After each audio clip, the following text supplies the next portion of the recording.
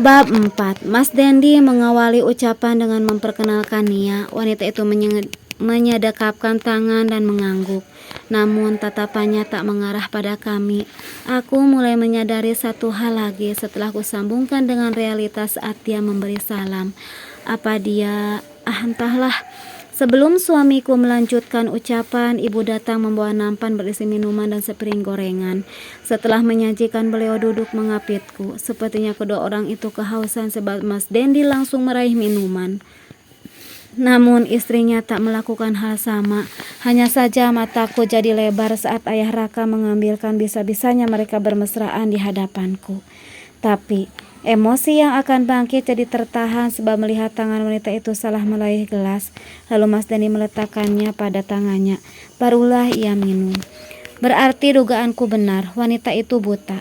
Ya Allah, apa maksud semua ini? Maduku tak punya kaki, wajahnya rusak dan tak bisa melihat. Gemuruh kemarahan yang bergulung-gulung di dadaku perlahan menyurut kala penjelasan meluncur dari mulut Mas Dendi. Lelaki itu mengatakan bahwa satu kakinya diamputasi, kedua matanya buta dan wajahnya cacat permanen. Motor yang dikendarai Nia ditabrak oleh mobil ibu Mas Dendi. Gadis itu mengalami luka parah, ia terlempar dari kendaraan dan kakinya menghantam badan jalan, lalu tertindih motor itu. Sedangkan wajah terkena pecahan kaca spion hingga serpihan menembus mata. Berarti kasus kecelakaan yang dialami mertuaku 2 bulan lalu itu seperti ini kronologinya. Saat peristiwa itu aku dilarang Mas Dendi menjenguk, katanya tak boleh bepergian jauh karena sedang hamil 8 bulan. Aku percaya saja, apalagi kala disampaikan bahwa ibu hanya mengalami luka kecil. Rupanya ada yang dirahasiakan. Keluarga Nia menuntut ibu ke ranah hukum. Dengan segala cara Mas Dendi minta damai pada keluarga. Akhirnya luluh dengan syarat Mas Dendi bersedia menikahi Nia. Mereka meminta hal itu setelah tahu apa yang terjadi pada sang gadis. Menurut dokter, Nia akan cacat permanen. Keluarga berpikir takkan ada laki-laki yang mau padanya. Hanya saja Mas Dendi minta tenggat waktu sampai aku melahirkan. Alasannya takut menghancurkan psikologis dan itu berbahaya bagi ibu dan janinnya. Akhirnya pernikahan diselenggarakan di hari ketiga pasca aku melahirkan. Itu terjadi sebab Pamania yang merupakan preman pasar akan membunuh Mas Dendi jika diulur lagi. Dia naik darah sebab curiga suamiku akan lari dari janjinya. Nia sendiri sudah ikhlas dengan kecelakaan itu. Ia pun menolak pernikahan dan tak peduli apa akan ada yang menerimanya kelak atau tidak. Namun keluarga tidak terima. Mereka kukuh Mas Dendi harus menikahinya. Itulah kenyataannya, Bun. Aku tak pernah dengan sengaja mengkhianati pernikahan kita. Hanya saja tak mungkin melihat ibu di penjara, dan sebagai manusia aku tak tega menyelesaikannya akan dibuang oleh keluarganya dan harus menanggung cacat seumur hidupnya. Mas Dendi terisak, begitu juga Nia.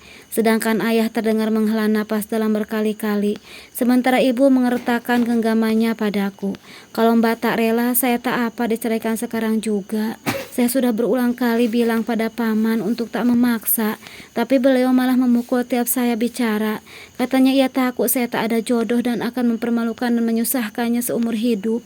Kata demi kata yang keluar dari bibir Nia seperti kain yang melilit mulutku. Berlapis-lapis, entah apa yang terjadi pada diri ini.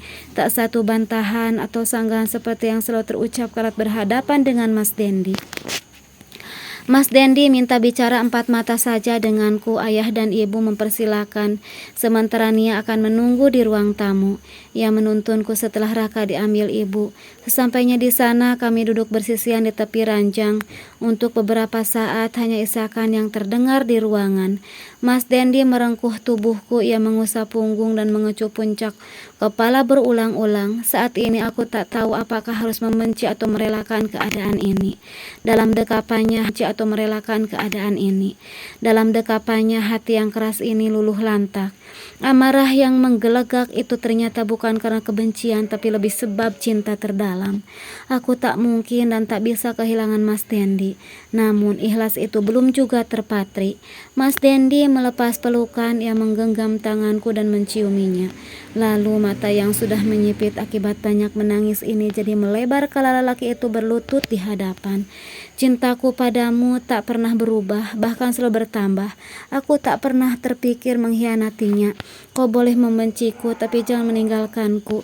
Jangan, aku bisa mati sayang.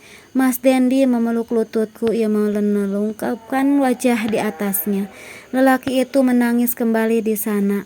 Hati ini berkata itu bukan kepalsuan. Jiwanya terguncang seperti yang terjadi pada jiwaku. Mengapa seberat ini ujian cinta kami?